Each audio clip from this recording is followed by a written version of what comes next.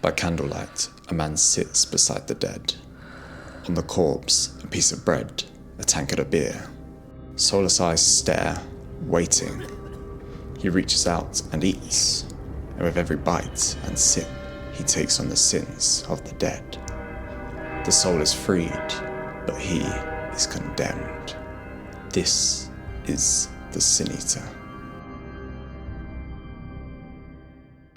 The Sin Eater is a phenomenon first recorded in the 17th century and was believed to have existed until the 19th. However, records are mysterious and scattered, making it difficult to pinpoint the details of the secret practice. According to the beliefs, if a person died without repenting their sins, they could remain in a state of purgatory. But in parts of England and Wales, there were individuals known as Sin Eaters, people who took on the burden of the deceased's sins. To perform this ritual, a wake was arranged. The body was displayed in front of family and friends in the presence of the Sin Eater. A piece of bread, along with a drink of beer, would be placed on or near the corpse to soak up the sins. Then, before the mourners, the Sin Eater, usually a poor outcast, would consume the food and drink. In doing so, they were believed to take on the spiritual corruption of the deceased. In return, they were given a small payment, usually just sixpence. The earliest known account of sin eating comes from philosopher and antiquary John Aubrey, who wrote of an old custom to hire poor people, who took upon himself all the sins of the defunct and freed him or her from walking after they were dead. Notably, even in Aubrey's time, sin eating was seen as a fading tradition. He described it as rarely used in our days. Naturally, this job was not taken on by the average person, but by the most desperate in society, the outcasts, the forgotten. Few would willingly commit themselves to such an egregious act for coin. So the darkest burden fell to the poorest in society, damning themselves in the place of a wealthier soul seeking release. From Aubrey's account into the early 20th century, scattered stories of sin eating persist, but this account was likely the first and the best detailed.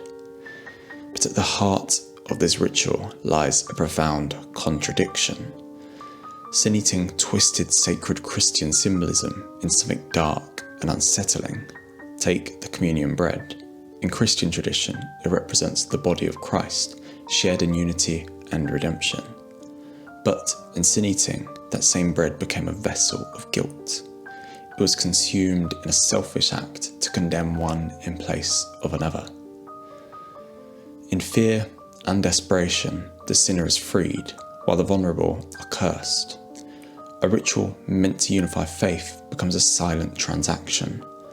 One soul condemned so another may escape. And a ritual act of brotherhood and communion is twisted into an evil act forced upon the poor, who will then be shunned by the community for said act. None of it aligns with orthodox Christian values. But there may be a deeper reason behind the practice, which I'll come to at the end.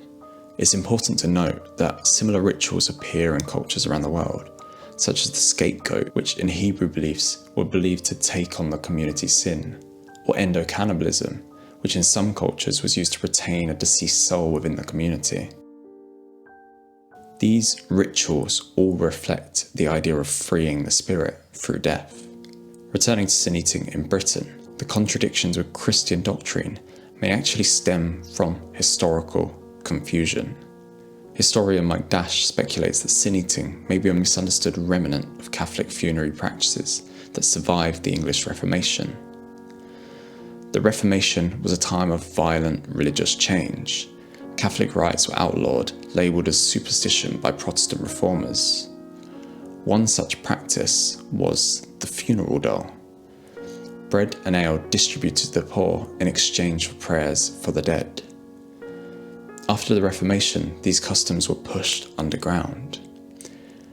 It's possible then that sin eating evolved from these traditions, a folk memory of Catholic rituals twisted by secrecy, poverty, and time, or it could simply be a practice misunderstood by those who watched from the outside.